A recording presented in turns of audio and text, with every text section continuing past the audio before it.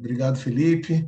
Eu vou fazer essa pequena introdução, porque o GT ainda não tem formalizado coordenador, né? Então, é a nossa primeira reunião e a gente, uma das pautas aqui, que é a primeira pauta, a gente já vai definir o nosso coordenador, nós já temos aí um nome, mas enfim.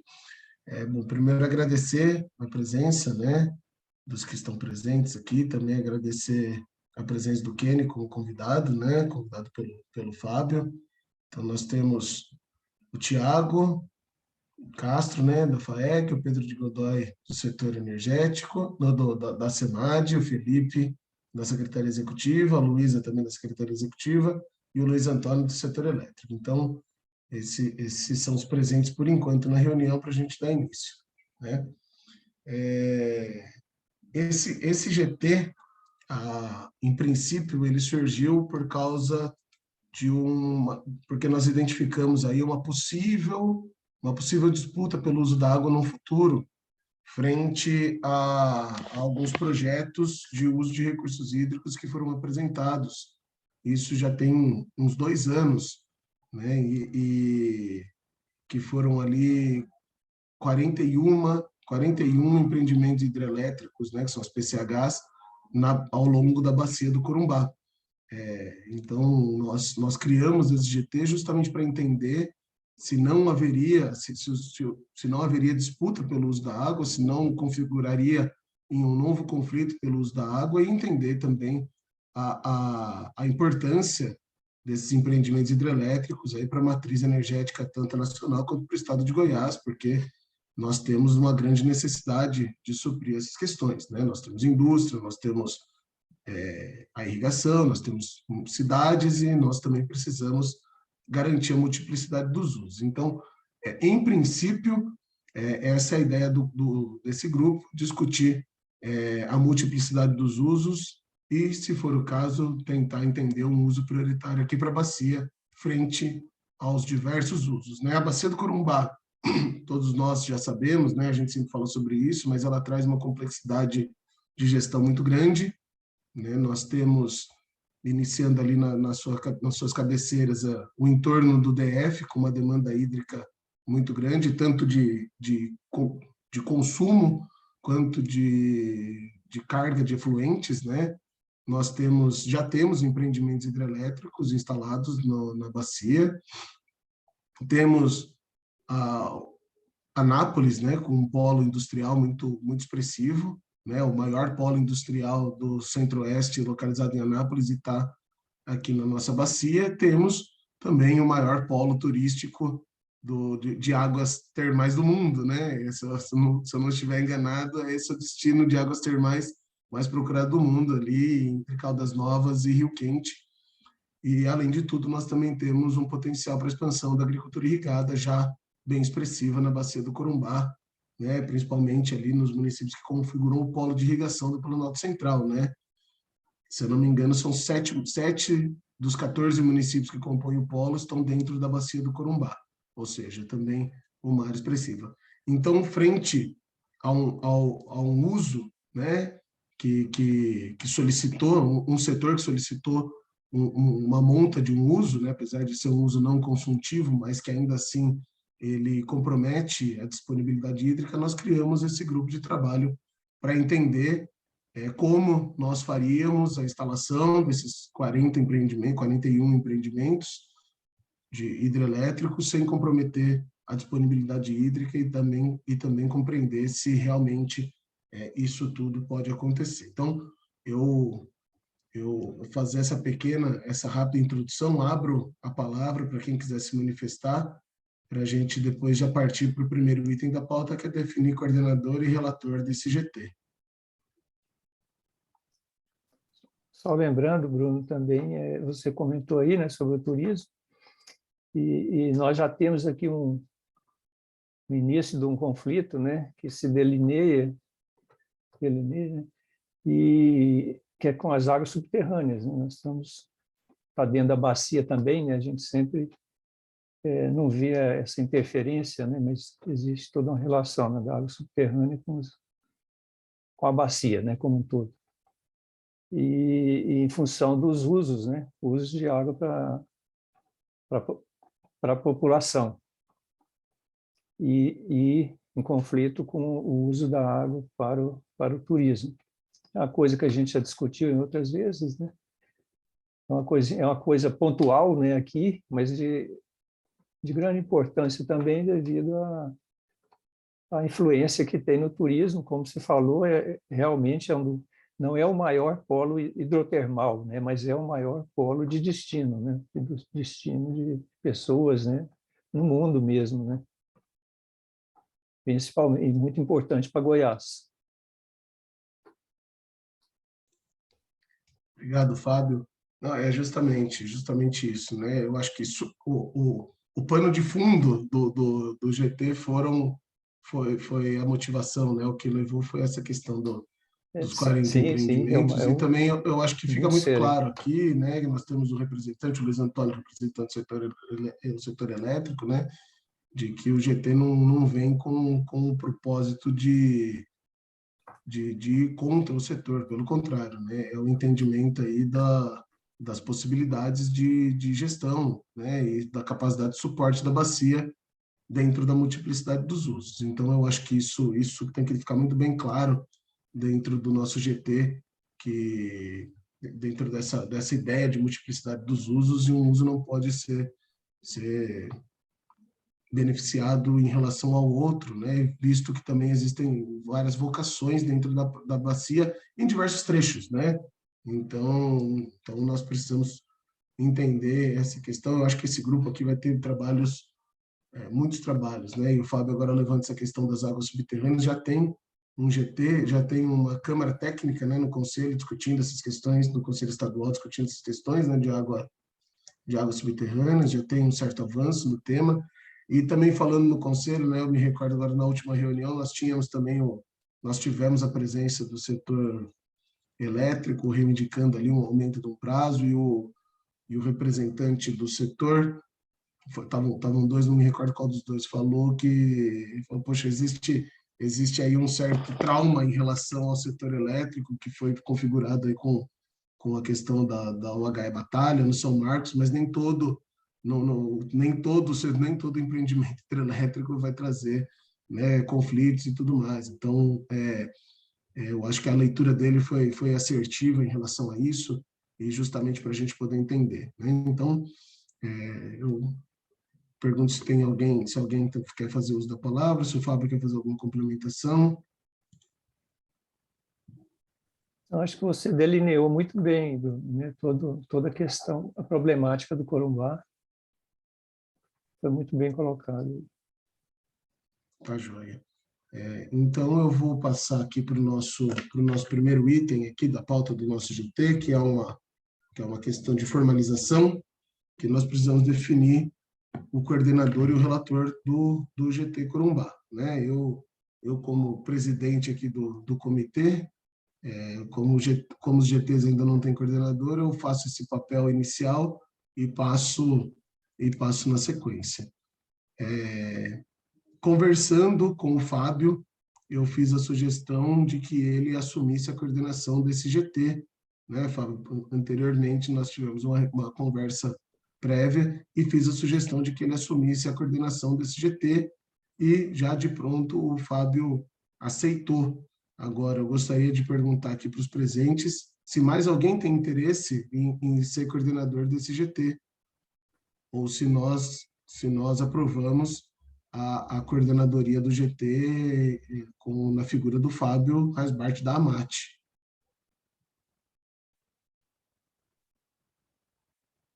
Bom, então, Fábio, você, aqui, a não manifestação dos membros aqui, colocaram você aqui por unanimidade como coordenador do nosso GT. Aí, agora nós precisamos também definir o relator do nosso GT. Pergunto se alguém aqui do nosso grupo tem interesse na relatoria, visto que a relatoria é muito importante para o GT, que é o relator dá o tom, né, do GT, ele substitui o coordenador nos momentos que são necessários, e vai emprestar, né, a sua destreza aí para a gente poder relatar documentar tudo que foi trabalhado aqui, visto que a Secretaria Executiva dá todo o apoio para o relator em termos de redação, de documento, né? As reuniões são gravadas, as reuniões têm todo um aparato. Então, esse trabalho de escrita, de redação, que é mais pesado, né? Talvez até de compreensão do que foi falado, porque isso daí nós temos o Felipe, a Luísa e toda a equipe está completa para ajudar. A questão do relator é mais nesse ponto da interpretação e dar esse auxílio ao coordenador e ao grupo. Algum dos presentes aqui tem interesse em fazer o papel de relator?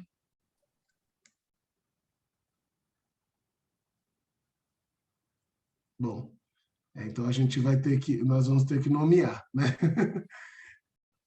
Eu gostaria de fazer uma... Pode falar, Tiago. Bruno, tudo bem? Deixa eu te falar uma coisa, tendo em vista a questão direta do tema do GT, será que não seria até estratégico e aí o próprio o representante do setor elétrico, o Antônio, aí ficar com a relatoria, tendo em vista que é o que você disse, né, que vai dar o tom, vai apresentar, vai dizer, vai levar as discussões, e aí, assim, desculpa estar indicando, né, mas é só por questões mesmo que eu estou vendo do tema mesmo, do GT, e acho que ficaria bem, né, na relatoria nesse sentido. Tá?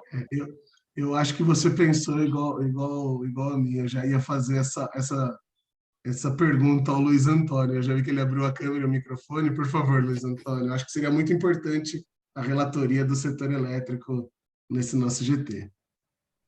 Mas Bruno, eu falo a verdade para você. Primeiro que eu não tenho tanta experiência em esse tipo de trabalho. Segundo que o tempo da gente também, às vezes, pega um pouco. Eu tenho viajado muito. Uhum. Não sei se eu seria um bom relator. Essa aí é a minha grande preocupação, entendeu? Isso que eu não... Eu acho que essa questão de experiência, acho que todos Isso é um nós problema de todo discordamos, porque mundo. você está aí com a gente desde sempre, participa aí das Não, reuniões, sim, sempre mas... contribui, tanto você quanto o Renato, né? Então, são duas pessoas aí do setor elétrico que são muito parceiros da gente, e eu acho que essa questão da experiência Não, tudo bem. a gente entende. Agora, que se você realmente acha que na sua agenda, os seus compromissos podem comprometer todo o trabalho, aí também fica a seu critério, né? Mas eu acho que na minha opinião, e acredito na opinião do Tiago, seria um bom nome. Também precisamos ver os demais membros aqui, né? Ninguém se manifestou e acho que é uma boa opção. Eu acho que é uma boa opção mesmo. Mas eu queria delinear, porque Antônio, carga meio pesado. Luiz Antônio, só para ressaltar, mais uma vez, você vai ter todo o apoio da Secretaria Executiva.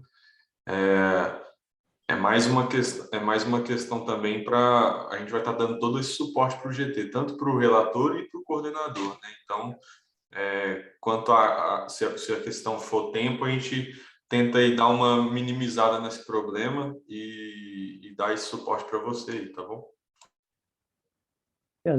As reuniões são gravadas também, né? A gente pode... A ata, a própria secretaria tem feito, não é isso, Felipe?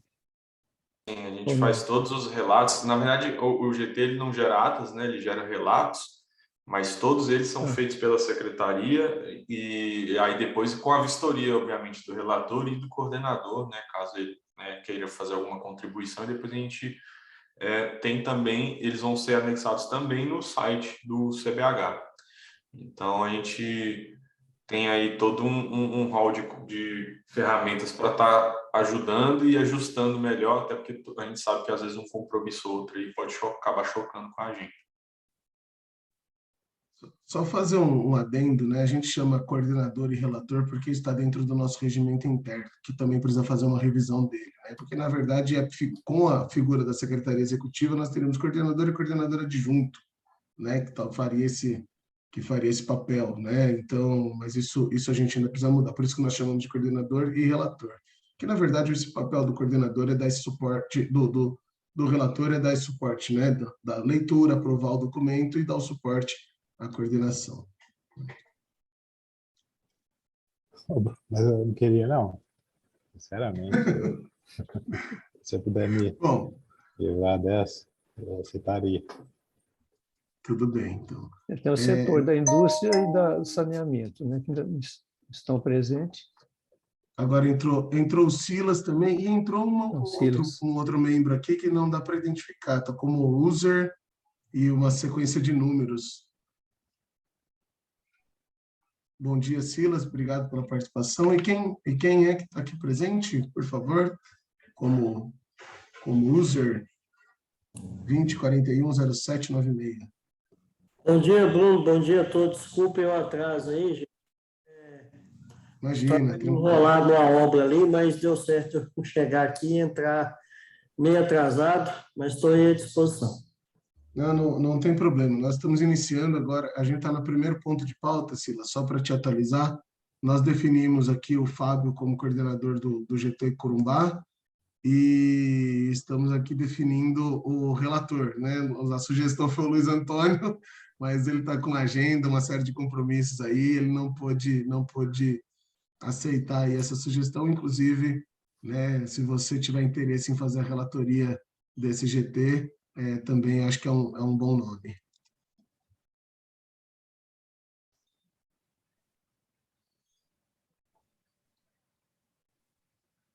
Eu acho que deve ter dado algum problema. Mas, eu ficaria grato, mas no momento, se eu pudesse não participar agora, nesse momento, porque esse momento está muito complicado para mim, muito pesado. E é um ano, além de tudo, um ano, como é de eleição, sim, isso está bem pesado para os municípios que têm assumido algumas cadeiras. Mas se não tiver outra pessoa, às vezes a gente dá um jeito aqui para. Por hora eu gostaria que ficasse por fora um pouco, ou ficasse por fora.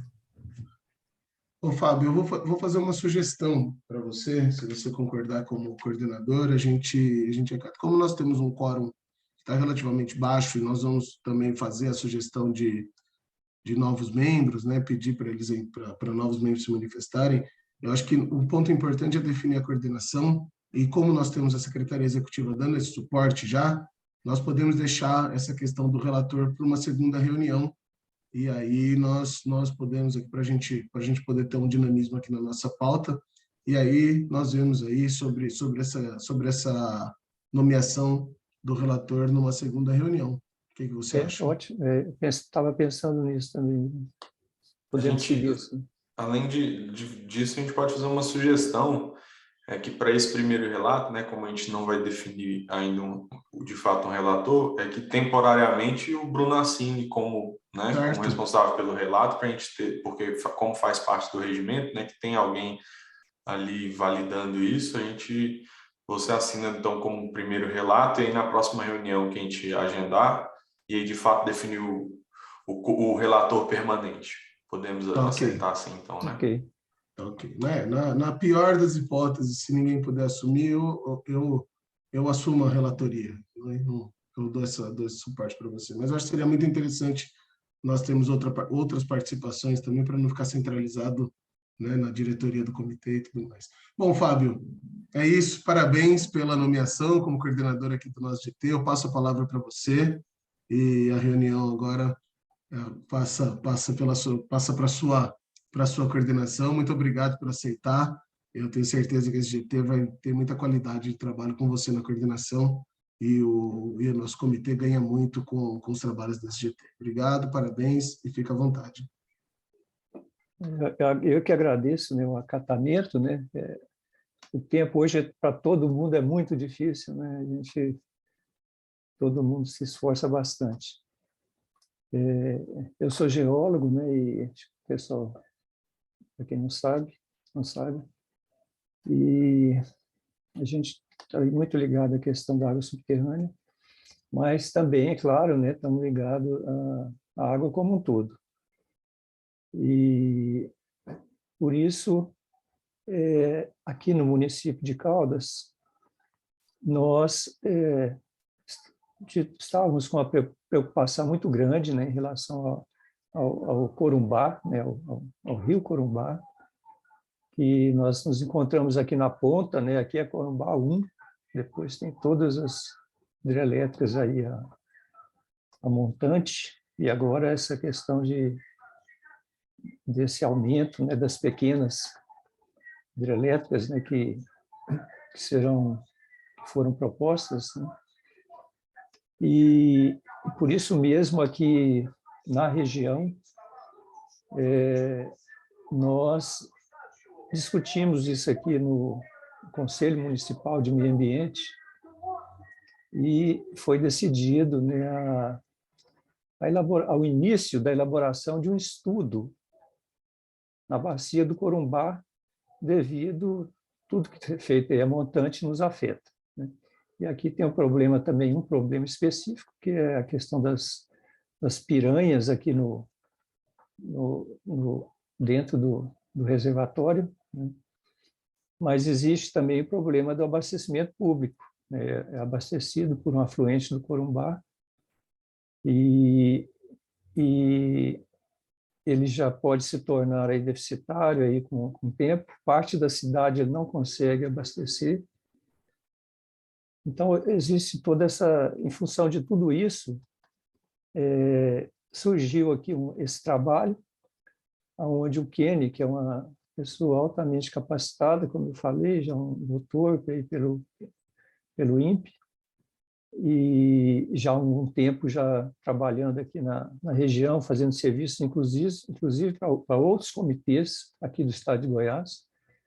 E a proposta dele foi aprovada pelo Conselho Municipal, e ela tem muito a ver com a nossa preocupação também em relação ao volume de água, né, esse balanço hídrico, aí, aos usos múltiplos, né, que existem na bacia.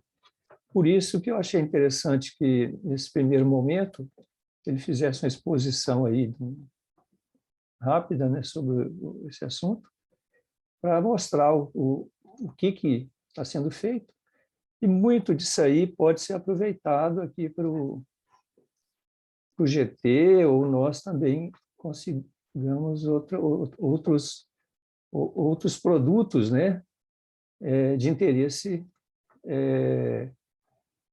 ao estudo e à definição bem clara, né, desses nossos problemas.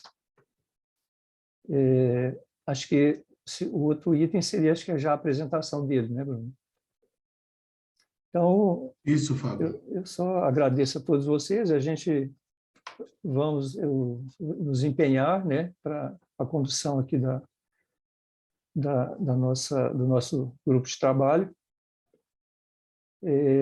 ouvindo todos, né, claro, como sempre foi, né? O grupo aqui a gente observa dentro da bacia e todos participam, até os conflitos que existem são bem definidos e sempre chegamos no consenso, né? Muito bom. Nós não tivemos até hoje, né, nenhuma questão insolúvel. Eu gostaria de passar a palavra se alguém tiver mais alguma colocação, a gente já poderia passar para o Kenny apresentar.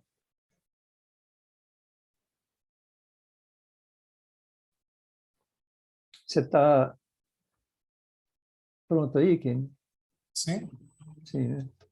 Então, podemos colocar aí Nessa ferramenta você abre para apresentar ou eu consigo Eu acessar? acho que ele pode compartilhar direto, não, Felipe? Pode sim, tá liberado para compartilhamento. Pode compartilhar a sua tela ali lá embaixo. Sim, tem a opção compartilhar a tela em verde ali embaixo, ou então Alt S. Perfeito. Parece que está um pouco baixo o seu som, não sei se está bom para vocês. Não, é o meu que está baixo aqui. Tá bom, tá dando para ouvir Tá bem. bom, o meu estava baixo. Já achei aqui. Só mudando de tela.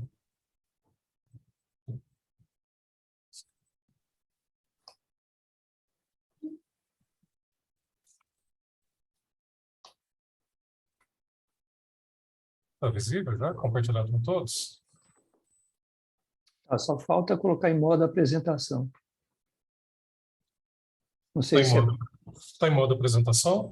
ele está mostrando os seus tópicos laterais ali, né? Não tá tem uma situação assim que a gente costuma falar primeiro você coloca em modo de apresentação e aí você dá um Alt Tab e compartilha ele em versão modo de apresentação. Tá? Entendi.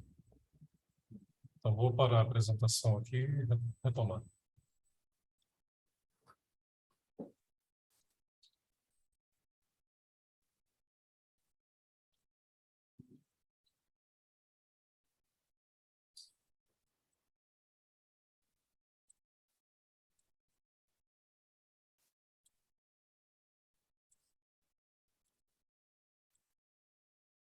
Está compartilhado agora? Sim.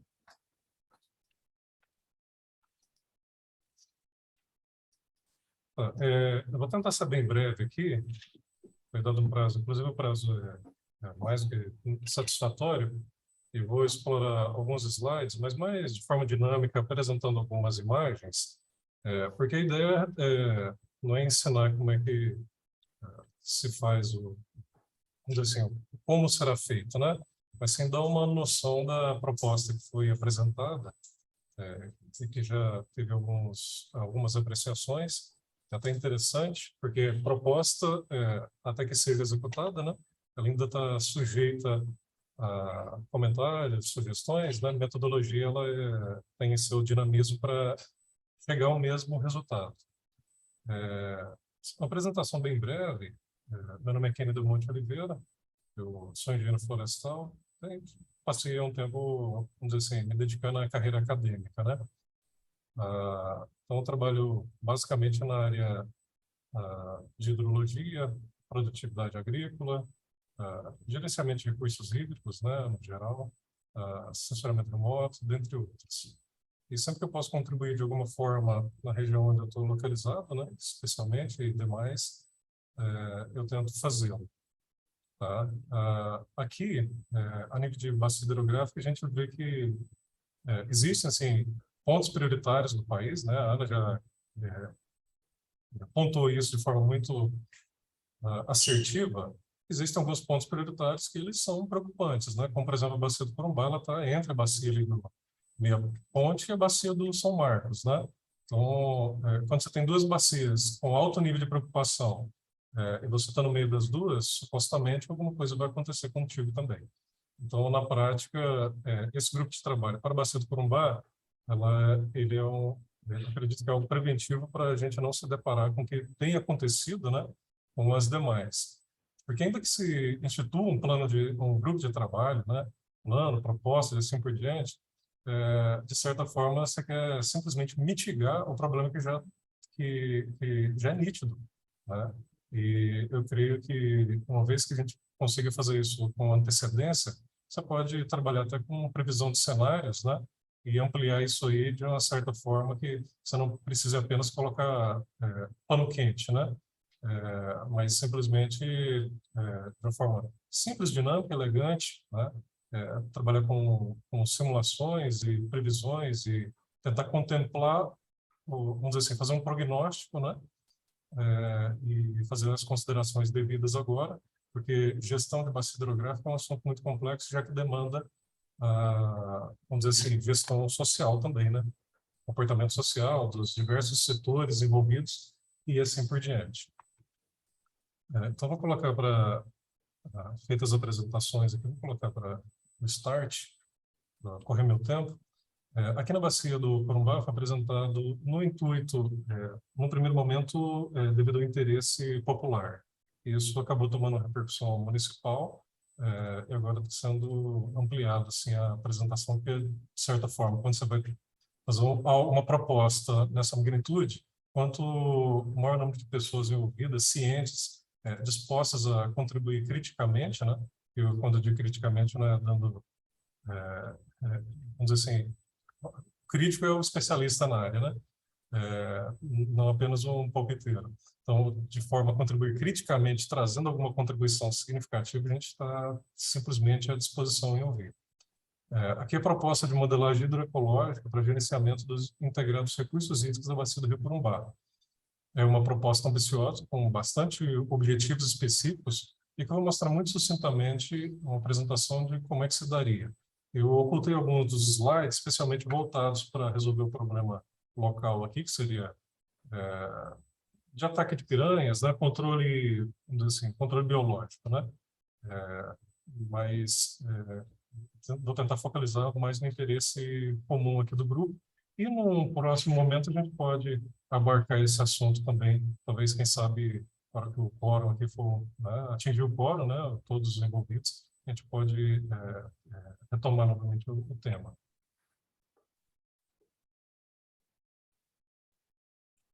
Aqui, a nível de segurança hídrica nacional, a gente tem pontos estratégicos para focalizar, né, a atenção, dentre eles, essa região aqui, classificada como 21 e 14. Esse grupo de trabalho que eu já sei que tratou dessa região 14, que ele contempla especialmente a bacia do Alto São Marcos, né, com uma evolução aí de mais de 1.000 pivôs, na ordem de, no máximo, 2 décadas, né? E aí já existe conflito entre os irrigantes e também os usuários, os irrigantes, né, e também os geradores de energia. Aqui tem se discutido alguma coisa nesse sentido também, né? E a gente está aqui no meio, né? A bacia do Rio Corumbá. Então, de certa forma, já foi apresentado aí pelo Bruno, de forma muito clara, os possíveis impactos devido aos usos, né, da área.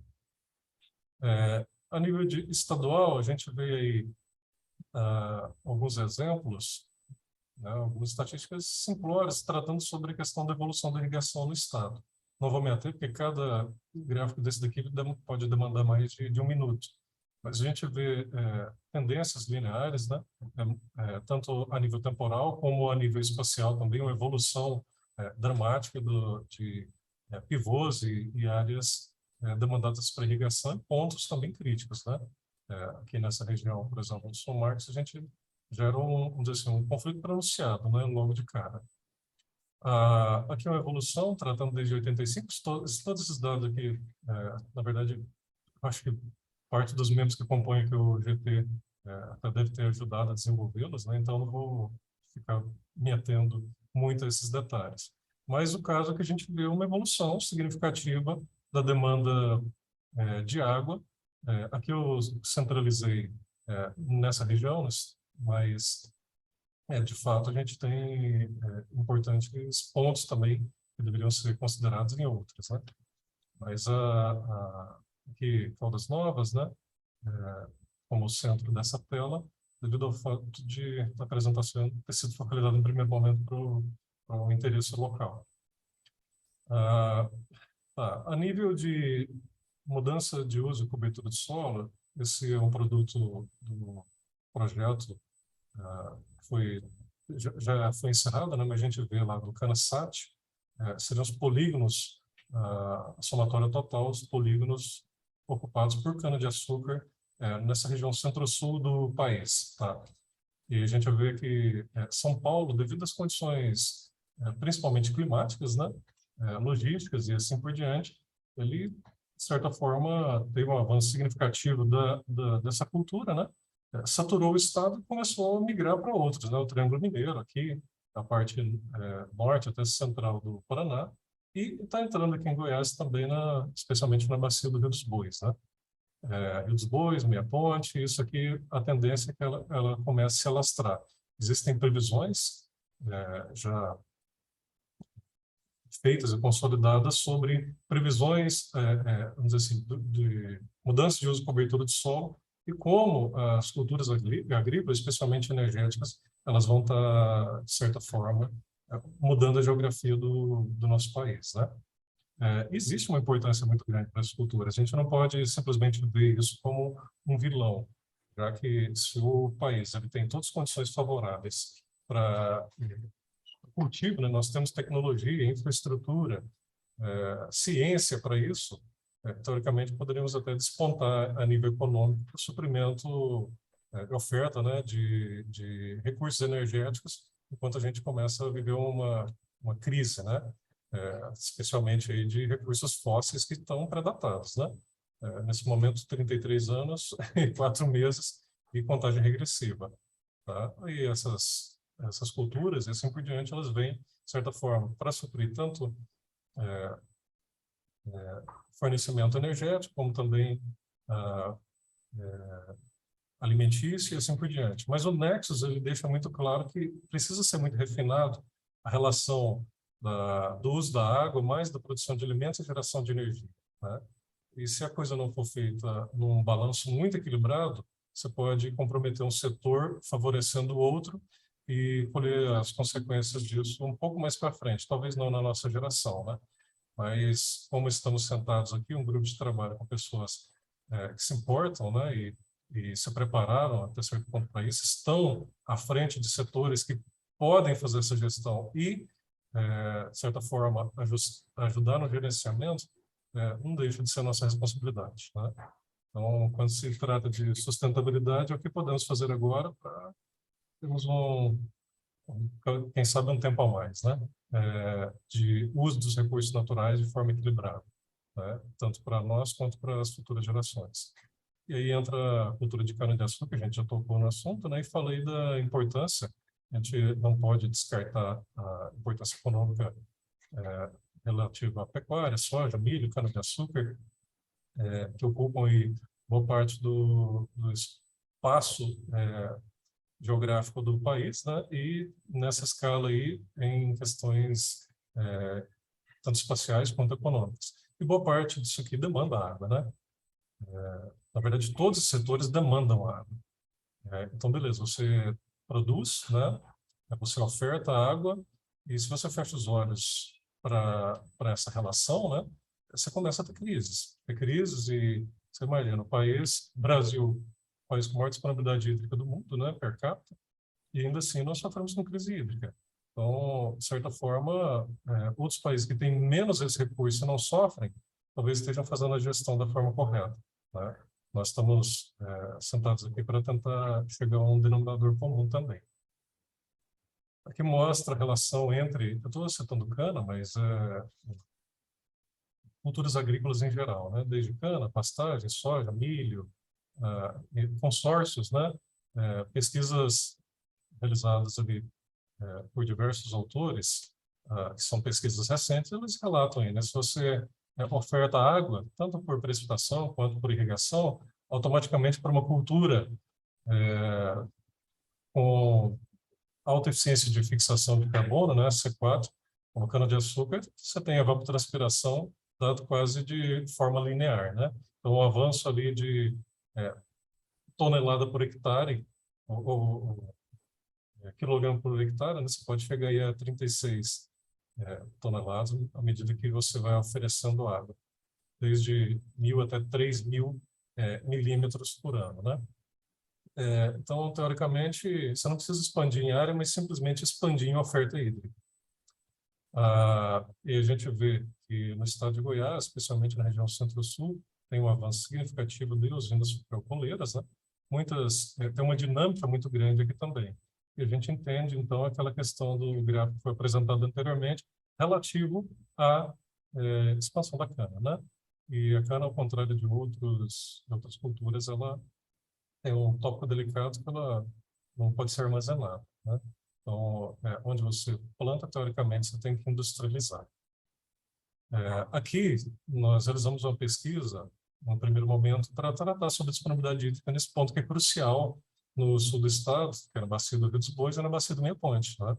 A agroindústria ali é altamente intensificada, você tem uma bacia tendendo a circular, do lado você tem uma bacia tendendo a linear, né? A gente vê problemas já críticos nesse primeiro momento e soluções que a gente simplesmente precisa discutir e não tem como fugir, né? E aqui no meio, entre pontos críticos, né, que são Marcos e Meia Ponte, você tem o Rio Corumbá. Eu acho que uma vez que o problema do São Marcos foi resolvido parcialmente, né, pelo menos durante um período do tempo, né, e a do Meia Ponte está sendo discutido também o assunto, cabe a gente, de fato, tratar sobre o bacio do Rio Corumbá o quanto antes. Para essa proposta que foi apresentada, tem aqui uma pergunta, né? Tem as hipóteses, tem o objetivo, porque, de uma forma ou de outra, você não pode tratar uma pesquisa um trabalho nesse porte como, vamos dizer assim, não tem um termo de referência para isso, né? Você precisa encarar numa pegada científica propriamente dita, né? Porque, no final das contas, aqui, os resultados precisam ser revistos por pares e é necessário ter publicidade disso em escala, quem sabe, não apenas nacional, mas mundial, né?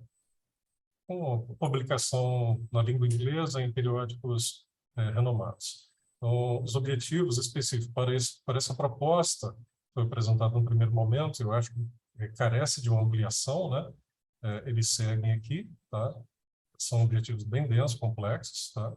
Mas depois eu posso estar passando, à medida que surgir a necessidade, que o grupo foi evoluindo, a gente pode estar discutindo os tópicos de uma forma mais pormenorizada. Por fim, para resolver problema em grande escala, porque escala de bacia hidrográfica, você não pode abrir mão de ferramentas e banco de dados. Só um instante. Você não pode abrir mão de ferramentas e banco de dados que a gente consiga trabalhar nessa macro escala, né? Então, dados de sensoramento remoto são a fonte de dados, né?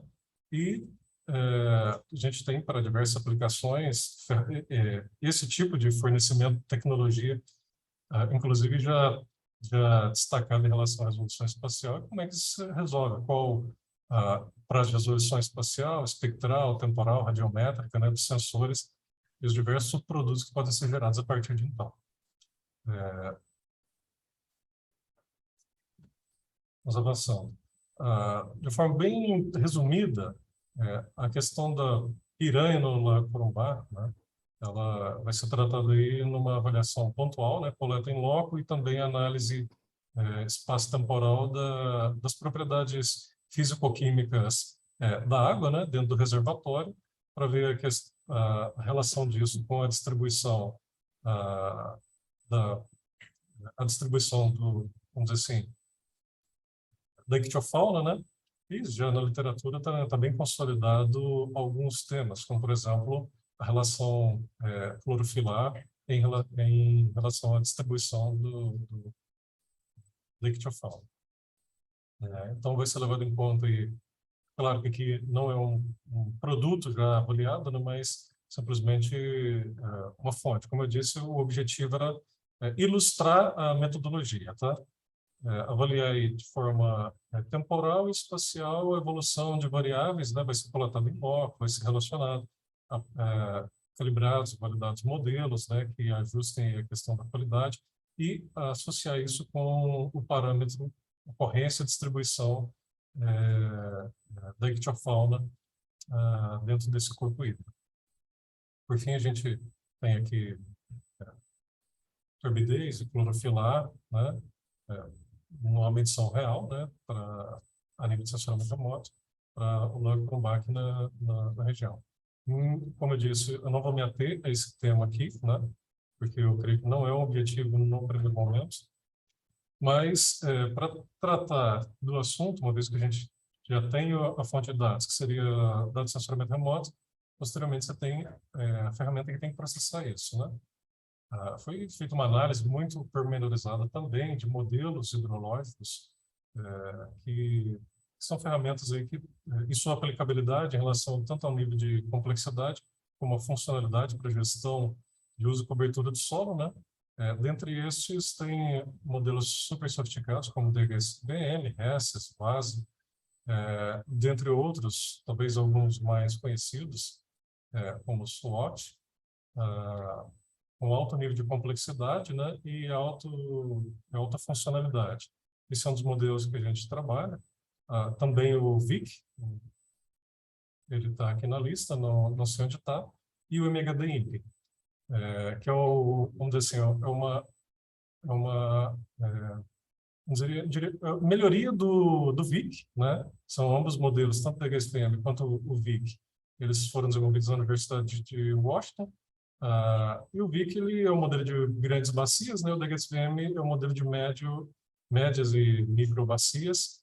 Ambos são super eficientes, super robustos, né? Já está dizendo aqui, alta funcionalidade, com alta complexidade devido à demanda de dados. E o VIC ele foi desenvolvido e aprimorado para as condições nacionais, né? Vamos avançando. Uma das pesquisas, isso aqui já está concluído esse trabalho, essa pesquisa, seria sobre a bacia do Rio dos Bois. Meu tempo está bem escasso, então vou tentar ser mais dinâmico. Sobre a bacia do Rio dos Bois e Meia Ponte, em que o modelo de macroescala, o Variable Infiltration Capacity, ele foi aplicado nessa região com resolução espacial com pixel de 3 por 3 quilômetros. Então, a gente tem praticamente o ciclo hidrológico aí na série histórica dos últimos 20 anos, tanto para evapotranspiração, infiltração, percolação, descarga hídrica, precipitação, dentre outros, para cada espaço aí de 3 por 3 quilômetros ao longo de todas essas subbacias, né?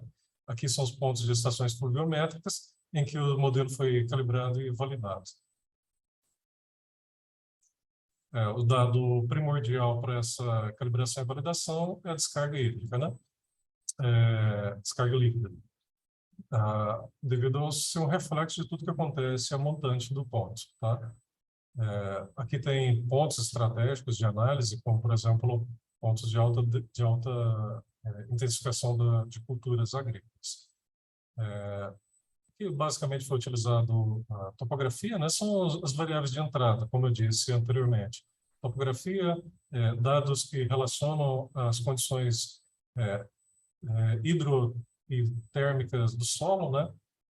Para substituir dados de solo, porque os nossos mapas a nível nacional eles são praticamente em escala exploratória, não tem, pouquíssimas regiões têm um nível detalhado para poder permitir um ganho significativo em modelos hidrológicos, então isso aqui é um artifício para substituir esse produto, né?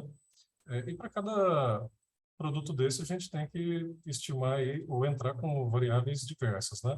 Como para cada classe temática de solo, você teria que entrar com condutividade hidráulica, coeficiente de variação da condutividade lateral com a profundidade, taxa de infiltração, albedo, número de camadas, porosidade, distribuição do tamanho de poros, pressão de borbulhamento, umidade residual e a lista continua. Além dos dados para vegetação, né? Fração de cobertura do céu, interceptação, índice de área foliar, condutividade, melhor dizendo, e outras variáveis, né? Eu vou ficar fazendo leitura aqui. Além da mudança dinâmica de uso de cobertura do solo ao longo do tempo, né? Que foram setados 6 anos, mas esse produto ele foi avaliado anualmente, e aqui a gente tem o resultado em relação às tendências, né? Para cada um dos usos de cobertura do solo em escala, em passo de tempo anual. E aqui nós estamos falando das entradas do modelo, né? Não sei se ficou claro, mas aqui seriam as entradas do modelo. Aí entra também dados hidrometeorológicos, né? Por fim, você espacializa esses dados e faz essa avaliação no tempo. O passo de tempo simulado dentro do modelo ele é diário, tá? Finalizando aí as entradas, não, ainda não finalizou. Mas aí você trabalha com os dados de vazão, que são os dados mais relevantes, né? Para ver quanto que tem de vazão dentro da poços pluviométricos e pluviométricos dentro da bacia, que são as variáveis mais importantes para a simulação, elas representam o balanço de massa. Por fim, vamos avançando, a seleção do modelo hidrológico, né? Nesse caso aí, para essa situação em particular, foi eleito o MHD, que faz simulações para cada bloco da bacia, para cada célula, né? E vai fazendo simulações aí, considerando a evolução do ciclo hidrológico. Né? Esses modelos também simulam a questão de perda de massa e assim por diante, né? Erosão, mas não foi o foco do trabalho. E esse slide ele representa praticamente tudo. O meu tempo encerrou, mas me dê só mais 2 minutinhos. Mas pode, tranquilo. Tá. Basicamente, você tem um modelo, você dá um input no modelo com os mapas, com os dados espaciais, né, numa resolução aceitável, e com os dados temporais também, que aí vai levar em conta os dados hidrometeorológicos. você faz o processamento e tem as saídas diversas, né? Essas saídas, elas são espaciais e temporais também. Por fim, uma vez escolhido, tendo as entradas e os modelos, na verdade o modelo ele vem antes da entrada, porque você precisa saber que tipo de entrada você vai colocar dentro do modelo. Você faz a calibração e validação, utilizando parte da série dos dados, né? Faz essas simulações, tem a parte de spin-up, calibração e validação. Uma vez que a calibração ela seja satisfatória, você vai para a validação. Se a validação não for satisfatória, você começa de novo. E uma vez satisfatória, né, você então pode trabalhar aí com as simulações e tomadas de decisão frente a cenários de interesse. Para tudo isso, são levados em conta índices diagnósticos de desempenho, né, que a gente considera para ver se o modelo está atendendo, de fato, a expectativa, né, porque o modelo é uma maquete. E a gente sabe que a maquete ela é uma simplificação, às vezes, grosseira da realidade, né? Então, você precisa ser bem rigoroso quanto a isso. A partir de então, você entra com cenários e pode ter suas respostas diversas, né? Com relação a... qualquer tipo de pergunta a nível de gestão de bacia hidrográfica poderia ser respondido, pressupõe-se, né, que poderia ser respondido com esse tipo de ferramenta, uma vez que você tem o ciclo hidrológico, tem o uso de cobertura de solo, você tem a mudança de uso de cobertura de solo ao longo do tempo, e você pode criar cenários, né? E se eu simplesmente colocar 20 usinas hidrelétricas dentro da bacia do Corumbá, o que acontece? Se eu simplesmente ocupar toda a bacia do Corumbá com cana-de-açúcar, o que acontece com a disponibilidade hídrica, né? Pode ser cenários extremos assim, ou pode ser cenários mais realísticos, baseados em outros modelos que fazem previsão de uso de cobertura de solo também, e mudanças climáticas, que não pode ser desconsiderado. Aqui é um cenário de calibração, um modelo já validado, né? Quanto mais ajusante, é óbvio que ele vai tender a ter uma representação mais realística. Em vermelho seria a vazão simulada e em preto seria a vazão observada, né? A gente vê que a resposta ela chega bem próximo, né? Quando a vazão sobe, o modelo também tende a subir. É importante destacar, para quem não está muito familiarizado com esse tipo de operação, que o modelo, você nunca fornece a vazão para ele, tá? Você fornece todo o resto, menos a vazão. Menos os dados que você quer que ele responda. Você vai fornecer todo o resto, menos os dados que você quer que ele responda. E você vai apertando os parafusos dele, né, ajustando aqui, afrouxando ali, até que ele consiga, de acordo com as condições de entrada, as condições de contorno e assim por diante, ele consiga te dar uma resposta satisfatória, né, com um erro admissível. A gente faz vários testes para avaliar a questão dos erros, né, essa distribuição no tempo, no espaço e assim por diante. E essas considerações também, a análise do resíduo é super relevante para ver se o modelo ele atinge de fato, se ele vai de fato me dar uma resposta satisfatória ou não. Por fim, leva em conta todos aqueles índices diagnósticos também para cada subbacia, para cada estação fluviométrica, que são os dados medidos. E aqui outros testes de hipótese que são opcionais ou não, uma vez que o modelo não tem um pressuposto de normalidade, independência e uma cidade dos resíduos, tá? Mas os índices de diagnóstico de desempenho, como MESH, PERIAS, RSM, RMSE, R quadrado, coeficiente de determinação, beta zero, tanto para diário quanto para mensal, eles são obrigatórios. Aqui tem um cenário, vamos dizer assim, no tempo, né?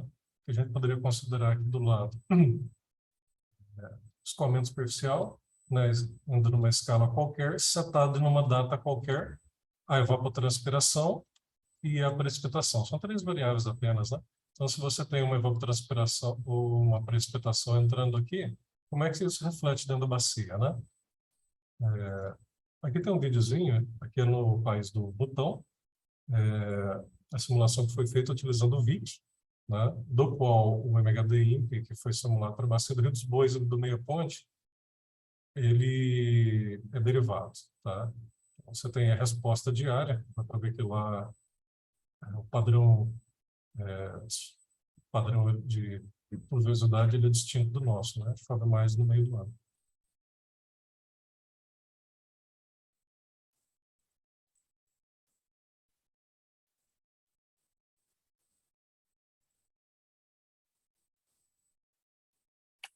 Ok, avançando, a gente tem aí a vazão específica, em metros cúbicos por segundo por quilômetro quadrado, para toda a região do Meia Ponte, para a bacia do Rio dos Bois. Também para uma determinada taxa de demanda, você tem a carência hídrica, né, ao longo do ano, vazão outorgável, vazão disponível, área incremental para cada uma das estações pluviométricas, onde está composto e onde está dentro dessa área de interesse, né, alguns cenários também contemplados e basicamente alguns mapas em relação à declividade, uso e assim por diante. Foram publicados 2 trabalhos recentemente, um que trata sobre o impacto da expansão da cana-de-açúcar e a disponibilidade hídrica, né, no sudeste do Brasil, levando em conta aí a implicação que a gente já viu lá, refletida pelo CANASAT, né. Não existe resposta ainda a nível nacional, então é um trabalho bem, vamos dizer assim, inovador, que traz alguns pormenores assim, que ajuda na tomada de decisão, né? Claro que foi para a região ali, sudeste do Brasil, né? Uma bacia localizada nessa região, mas ainda assim a gente consegue aproveitar para esse grupo de trabalho pensar para tomar de decisão aqui também, né? E um outro avaliando a questão da dinâmica espaço-temporal e os efeitos tanto climáticos quanto antrópicos sobre a disponibilidade hídrica. Aqui foi numa bacia no Rio Jucu. É uma bacia que se parece muito com o problema do Meia Ponte, porque o Rio Jucu a bacia do Rio Jucu e Santa Maria, elas abastecem 60% do estado, né? Que é a Grande Vitória. Cariacica, Viana, Vila Velha, Serra, uma ponta ali de Guarapari, a própria Vitória, né? Onde 60% do estado está localizado, então são 2 bacias super adensadas. Ao contrário do Meia Ponte, Vitória está na jusante das bacias, né? O Meia Ponte não, a capital, ela está, Goiânia está assim, no terço superior da bacia. E lá a gente acabou tendo alguns resultados importantes sobre o quanto o clima influencia sobre a disponibilidade hídrica e o quanto os efeitos antrópicos influenciam, né? Uma relação basicamente de 20 para 80. Para essa pesquisa aqui do Corumbá, que pretende se fazer, tem esse corpo técnico aí sugerido, né? Com supervisão aí de consultores, que não tem como se abrir mão de quem tem mais experiência que você, né? Aqui, como consultores, seria o Javier Tomazello, o Ângelo Agostinho e a Iada Sanches, mais o Paulo César. O Javier Tomazello, ele é um dos desenvolvedores e implementadores do modelo MHD-INPE. O Ângelo Agostinho, talvez um dos principais nomes a nível de ictiofauna, né, e reservatórios em escala nacional. A Iada Sanches, talvez um dos maiores nomes em relação a censuramento remoto agrícola, inclusive é autora do primeiro livro, né, e até o momento único nesse tema em nível nacional, e o Paulo César, especialista, né, na área de, vamos dizer assim, dados espaciais. De uma forma geral é isso. E no mais, se houver alguma observação, né, a gente está aberto, mas também o prazo ele é curto, e a gente poderia ter esse tempo também para discutir posterior.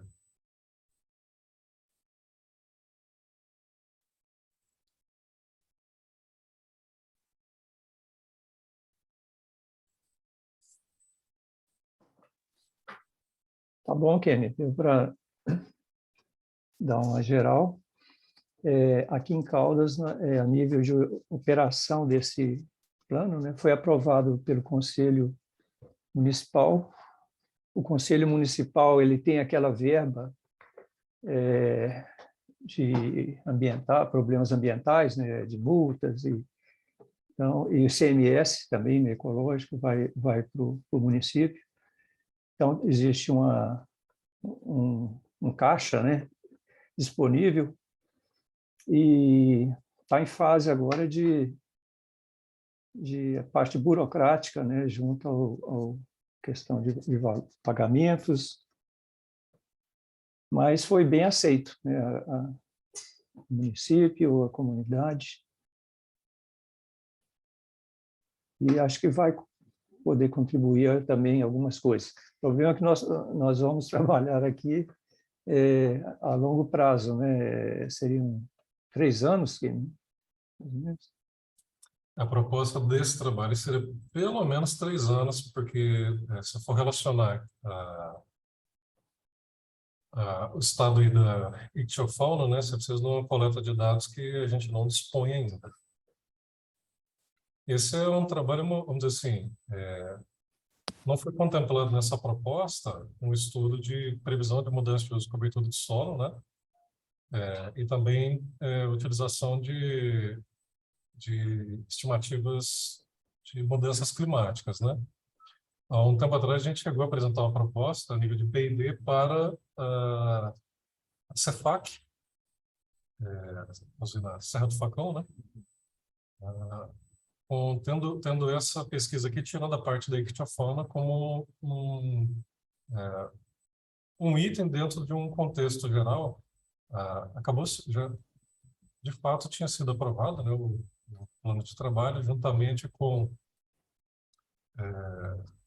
outros estudos que a usina demandava, né? Mas o P&D já havia sido aprovado pelos consultores. A SCS, ou CSC, é uma empresa que trabalha com consultoria nesse segmento, né? Se não me engano, é uma empresa do Rio Grande do Sul. A proposta ela passou pelo menos por 8 revisões, né? Contemplava isso aí como 1/3 do trabalho, mas na época houve um contingenciamento de recursos, né? Pela ANEEL, uma vez que a proposta foi feita logo no início da pandemia. A gente nem tinha noção da repercussão que isso ia dar. Então, vamos dizer assim, se a gente ia começar a trabalhar daí 3 meses, teve que parar tudo, né? Aí, de fato, acabou não tendo a pesquisa. O intuito lá era tentar entender, né, e gerir a longo prazo a questão do conflito. A bacia de São Marcos, onde a Cefac está localizada, os conflitos entre os irrigantes e os geradores de energia, né, para tentar achar um ponto médio que, de certa forma, atendesse todos os segmentos, né, de interesse econômico e social, como se prevê, né? Bruno, tem um questionamento, Bruno? Desculpe, eu falei antes. Não, imagina, Fábio, que isso. Bom, primeiro, parabenizar, né, o Kenny pela apresentação. Ela traz uma grande complexidade, mas eu acho que é isso mesmo, né? Para a gente entender o trabalho, tem que passar por todas as etapas, né? Eu tenho algumas perguntas para você, Kenny, só para a gente poder dar uma organizada, porque em paralelo tem outras coisas acontecendo aqui no estado também, né? E a minha primeira pergunta é: esse trabalho, pelo que eu entendi, ele é desenvolvido totalmente por geoprocessamento, não tem uma etapa de campo, não tem coleta em campo, não tem, ele é laboratório de geoprocessamento e coleta essas informações coletadas por sensores, por satélites e processamento em laboratório, né? No escritório. Na verdade, quando a gente vai trabalhar com simulações nessa escala, você não pode parar para começar a medir. Então, a gente usa tudo que tem, né? Tem um slide ali que mostra os dados, por exemplo, de chuva, vazão. Se tem estações de evapotranspiração, a gente utiliza dados medidos, né? Todos os dados são medidos. Sim. Assim, boa parte desses dados eles são medidos remotamente, com uma validade, às vezes uma validação em loco. Por exemplo, índice de área foliar, né? Você faz isso, você não vai medir índice de área foliar para uma extensão, uma bacia de Lisboa, 40 mil quilômetros quadrados, para todas as culturas ali, para tentar achar o índice de área foliar médio dentro do intervalo de confiança aceitável. Não tem como fazer isso, né? Então, a gente utiliza técnicas, né, de fato, já consolidadas na literatura, para medir uma variável tal como essa. São muitas variáveis, né? Outras a gente utiliza, por exemplo, para dados de solo. Como é que você vai medir a condutividade hidráulica numa extensão, numa bacia tal como essa, né?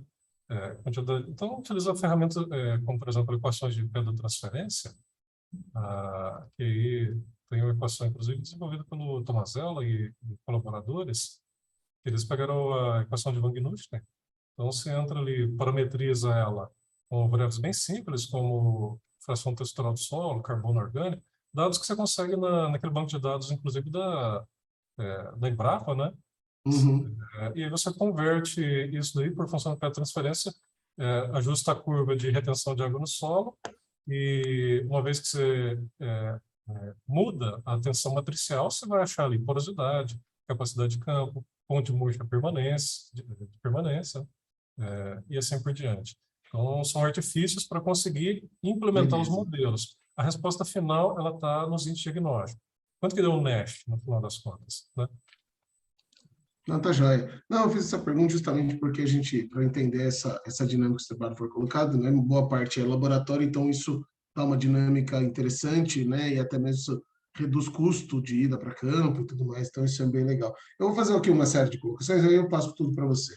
Tá? Eu acho que esse tipo de trabalho, né, que você coloca, muito focado nessa questão, principalmente de ocupações do solo pela agricultura, né, e isso é um fato, né, no nosso país principalmente, e no mundo, né? A maior parte do mundo é ocupada realmente por áreas agrícolas, né? Então, mas também a gente entender essa questão magnitude, né? Que é o espaço, e intensidade, que é realmente ali a pressão que exerce no meio, né? E nem sempre o maior usuário, o maior ocupante, ele é o maior causador de problemas. Acho que você trouxe isso muito legal, né? Então, a gente traz como bons indicadores aí essa questão também de magnitude e intensidade, entender.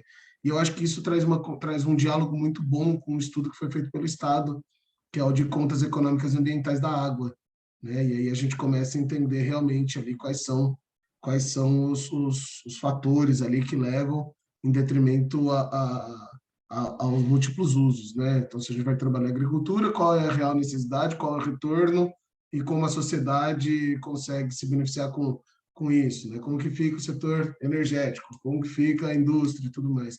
Então, né, nós temos esse tecido todo aí para analisar, e eu acho que traz uma visão bem legal para a gente, e eu acho, né, que esse grupo de trabalho, quando a gente coloca um cara como o Kenny aqui apresentando para a gente dessa forma toda, e quando a gente pega o nosso plano de bacia, e esse tipo de ferramenta devia estar dentro do nosso plano de bacia, né? Então, eu acho que facilitaria muito a compreensão aí de uma série de etapas, principalmente da etapa diagnóstico do plano de bacia, e eu acho que no momento de revisão a gente precisa levar isso, inclusive, se for o caso, levar essa apresentação do Kenny para o Conselho Estadual de Recursos Hídricos, porque eu acho que sai daqui do nosso território aqui de abrangência e leva uma leitura maior. Agora, são essas colocações, aí eu ia fazer a pergunta, né, para você. Eu vi que você já teve aí alguns contratos, algumas coisas, e como é que o comitê contrataria o seu trabalho? Você já tem uma experiência com isso, uma base com isso, uma relação de valor? Nem precisa responder isso agora, né? Mas só para a gente poder pensar, porque eu vejo uma ferramenta muito importante, e você é um excelente profissional, e trazer essa leitura para a gente já facilita demais o trabalho desse GT, né? Eu não sei se você já tem algum levantamento prévio dos dados daqui, e como que seria, né? O contrato desse trabalho, o cronograma de atividades, e talvez aí se já tiver uma questão de valores, porque daí o comitê em si não tem recurso financeiro, por enquanto, mas existem outras fontes, inclusive no Comitê do Paranaíba. E aí nós poderíamos pensar aí numa troca de experiências aí para compor um banco de dados de uma bacia muito importante, talvez a bacia que mais gere recurso para o comitê, né? Então, mesmo nas calhas federais. Então, acho que justificaria. Então, mais ou menos, a primeira pergunta você já respondeu, e depois das colocações, se você quiser fazer alguma consideração, teria essa questão da contratação do trabalho. Mas é isso. Obrigado, Kenny. Parabéns aí pelo trabalho. Obrigado, Fábio.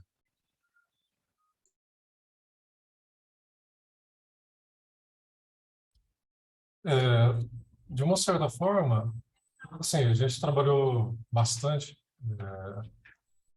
Eu digo a gente porque você nunca faz esse trabalho sozinho, né? Você sempre tem alguém, de certa forma, colaborando, tem esses bancos de dados. Então, eu vejo que o estado de Goiás ele tem um banco de dados interessante, relevante, especialmente dados hidrológicos, né? A gente consegue fazer um ajuste desse.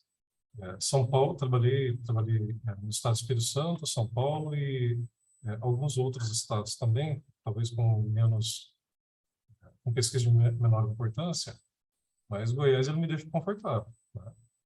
Especialmente quando eu peguei a bacia do Rio dos Bois, vi a série de vazão bem organizadinha, bonitinha. Claro, consistência você tem que fazer, né, dos dados. Isso, a implicação é óbvia. Mas, como a gente acaba utilizando dados já medidos, né, boa parte do esforço é de capital intelectual mesmo, né? Tem uma equipe por trás, já bem consolidada, pessoas com bastante expertise, né, na área de consultoria.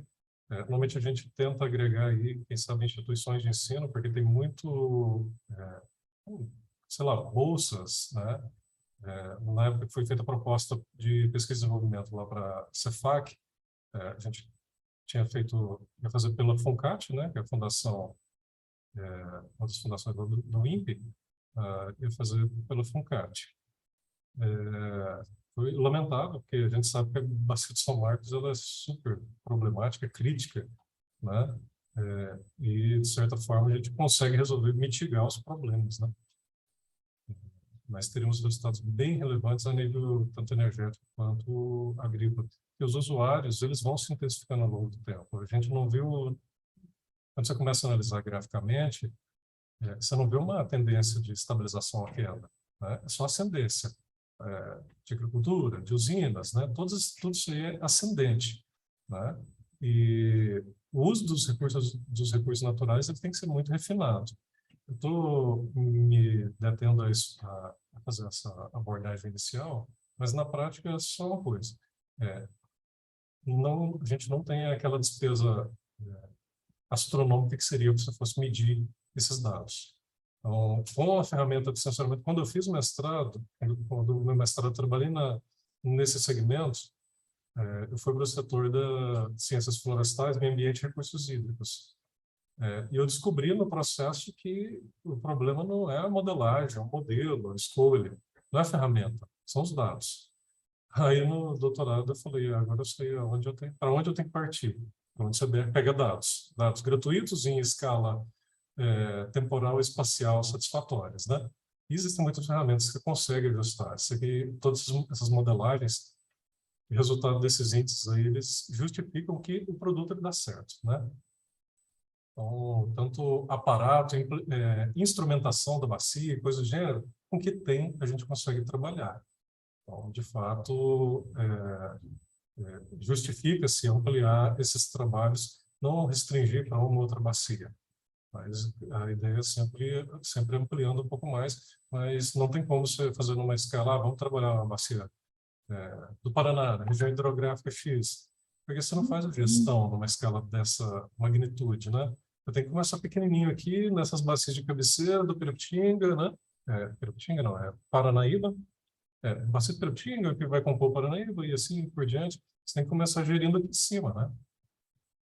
Então, dados eles estão disponíveis, né? Não teria custo, eu acredito com isso, né? Implantação de sequer uma estação fluviométrica.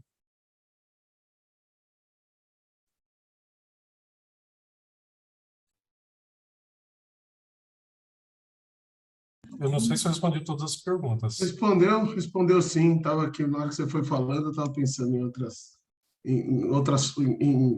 outras complementações, mas eu acho que é isso aí mesmo. Eu acho que é isso aí mesmo. Acho que a gente precisa acessar e ter universidades como parceiros e entender bem quais são as fontes de dados, que realmente os modelos são bons e são válidos, né? Os dados têm uma grande precariedade mesmo. Isso é um mérito, não é um mérito só do estado de Goiás, isso é Brasil de uma forma geral, né? E, felizmente você fez doutorado no INPE e é uma instituição que tem mudado essa realidade aí para a gente, né? Mas ainda tem uma certa dificuldade. Mas é isso, obrigado, Kenny.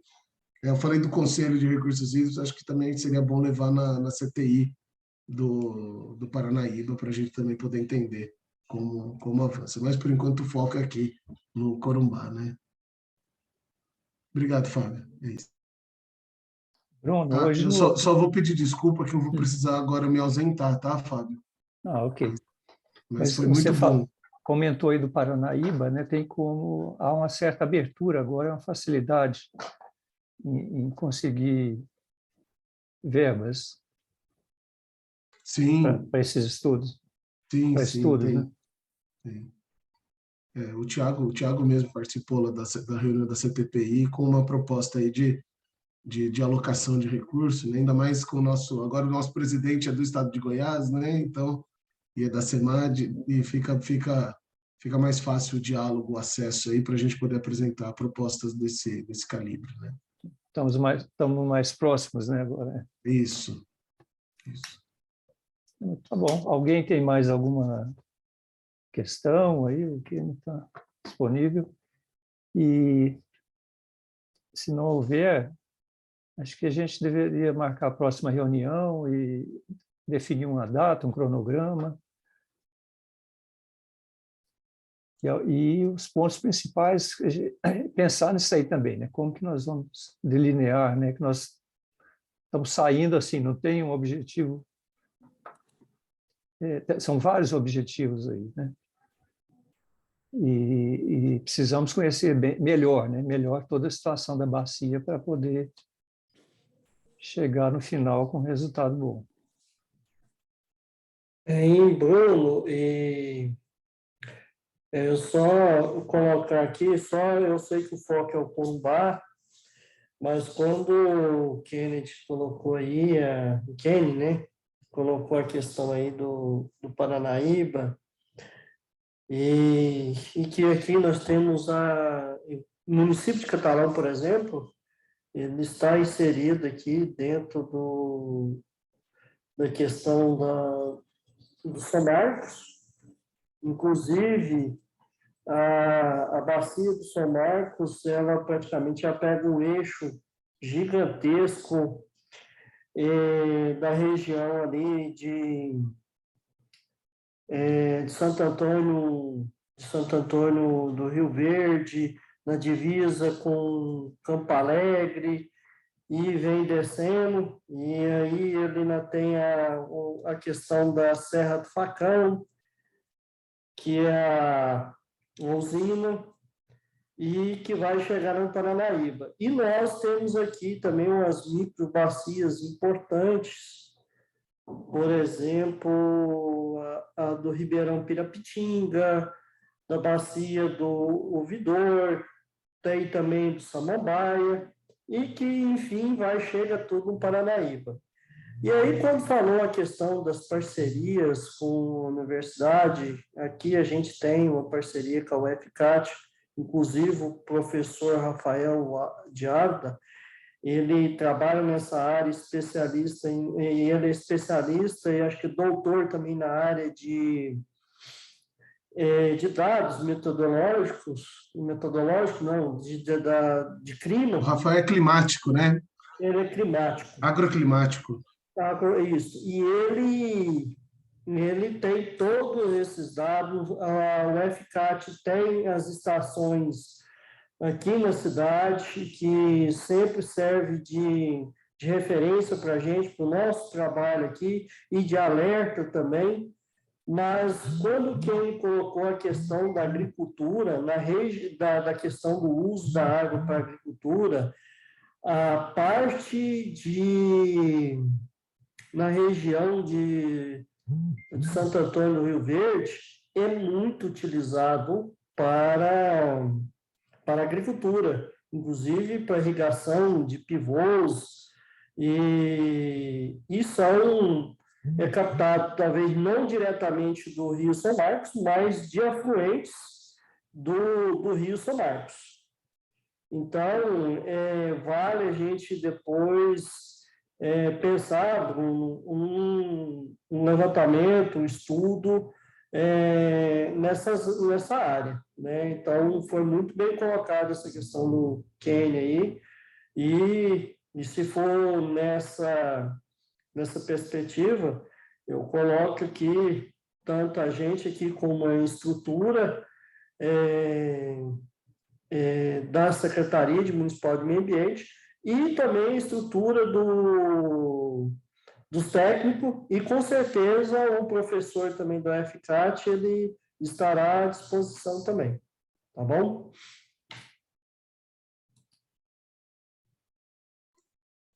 Muito bom, Silas. Muito bom. Realmente, Catalão tem uma condição peculiar, né?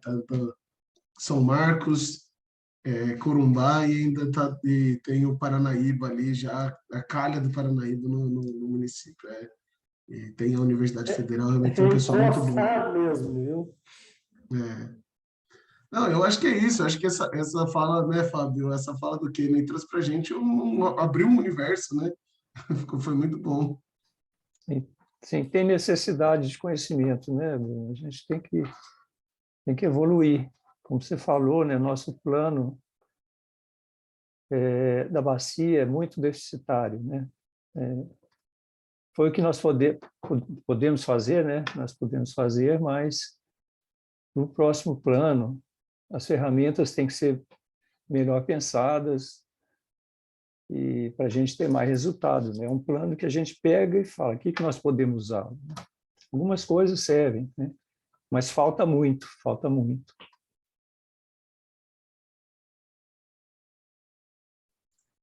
Só uma outra pergunta. O Kenny vai estar sempre junto com a gente aqui no GT?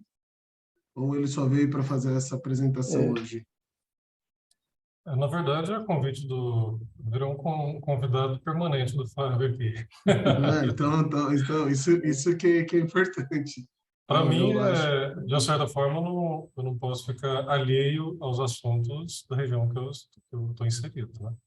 Claro. Eu trabalho muito com pesquisa, eu trabalho, tenho minha empresa, ok, mas eu trabalho bastante com pesquisa também, extensão do conhecimento de uma forma geral. Então, saber o que está acontecendo, trabalho com água, né? Gestão dos recursos hídricos no geral, nos diversos setores, multissetorial. E se eu não souber o que acontece onde eu estou inserido, né? As discussões, a evolução, as legislações, né? Eu cheguei aqui em Goiás, na verdade, recente. Eu fiquei muito tempo fora, né? Saí moleque, acabei morando em alguns estados aí durante um tempo e voltei para cá no finalzinho de 2019. Então, tem 2 anos que eu estou tentando me imergir aqui no que acontece, né? Eu conheço pouca gente. Eu conheço o Bruno de outras reuniões que o Fábio havia me apresentado em um momento. O Thiago Castro, eu vi ele no GT do Meia Ponte. Então, assim, estou tentando me familiarizar com as pessoas. Sou ruim de novo pra caramba. Vocês me desculpem em qualquer momento acontecer isso, eu estou me antevendo. Mas estou tentando me inserir de uma certa forma, poder contribuir da forma que eu despendi parte da minha vida para fazer, né? Trazendo algum conhecimento, alguma ferramenta que eu acabei aprendendo e inserindo também pessoas a nível de supervisão, aconselhamento, né? Vamos dizer assim, colaboração distinta, né? Que ainda tem mais capacidade, né? Para contribuir, como essas pessoas que eu acabei citando ali no finalzinho, né? Da apresentação. Você enxergar mais longe, você tem que se colocar sobre os ombros de gigantes, né? Aí você consegue olhar um pouquinho mais adiante.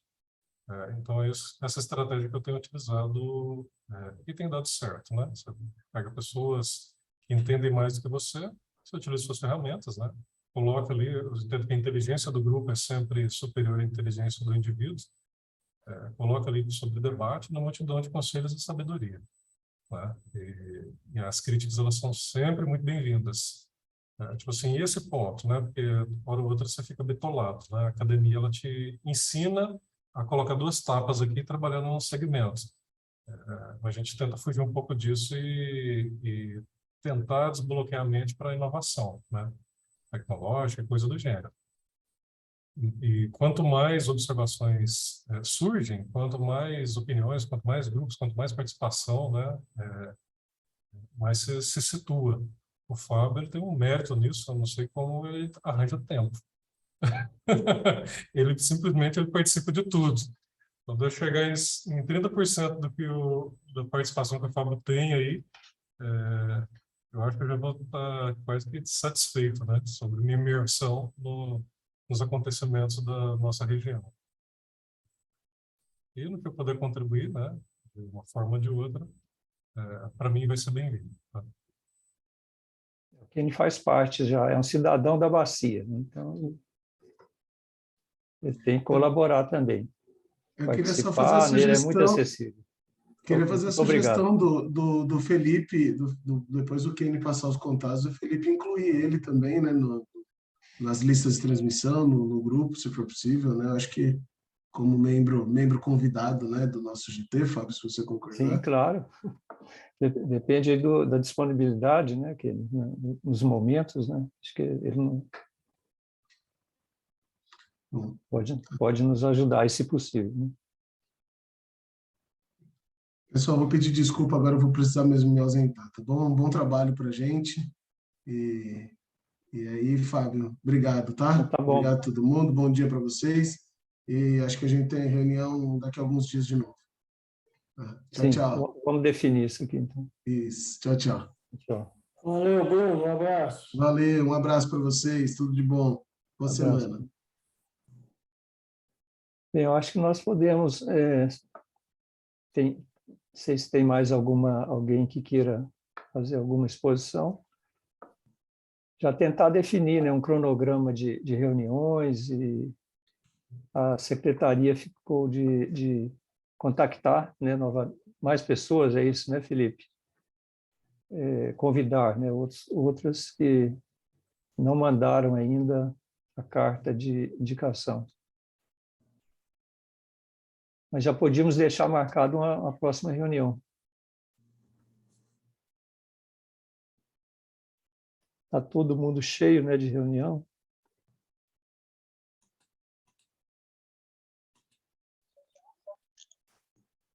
Deixa eu ver. Fábio, você tem alguma olhando o proposta? calendário aqui. Tá olhando.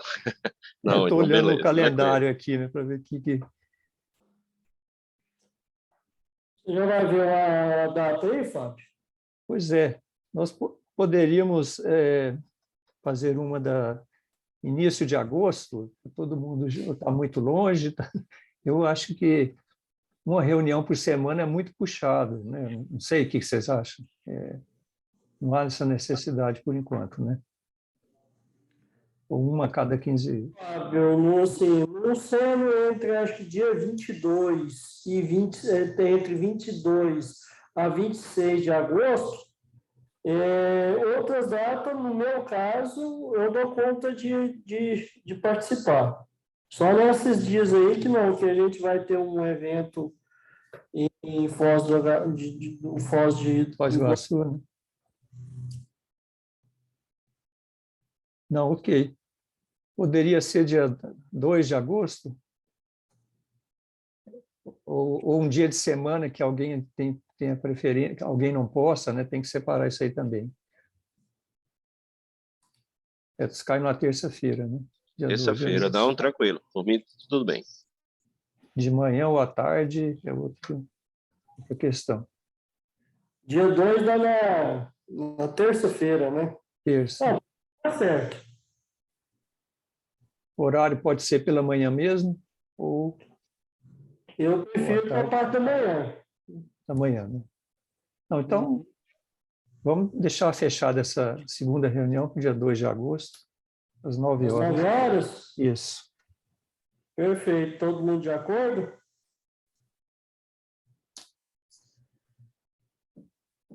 Então... E aí, nessa reunião, nós vamos ter mais membros, né, e podemos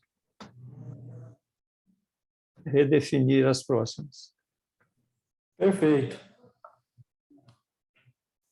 Então, eu agradeço ao Kenny aí pelo tempo aí e esperamos contar com a presença dele em algumas reuniões aí também, as próximas. E agradeço a presença de todos aí e eu vou tentar fazer o melhor possível aqui com o grupo. E tudo aqui, estamos abertos a mudanças, né, de condução. Eu quero que a gente chegue uma condução conjunta, né, do trabalho que nós vamos fazer. A partir do dia 2, nós podemos definir melhor para seguir, né? Muito obrigado, então, a todos. Se não houver mais ninguém que queira falar, a gente dá por encerrada a reunião. Agradeço ao Felipe e à Luísa, da secretaria, né, que sempre nos ajuda, e a SEMAD, pessoal da SEMAD. Estamos aí à disposição. Muito obrigado. Eu que agradeço, Deus abençoe a todos. Tchau, tchau, pessoal. Parabéns, Fábio. Tchau. Kenny também.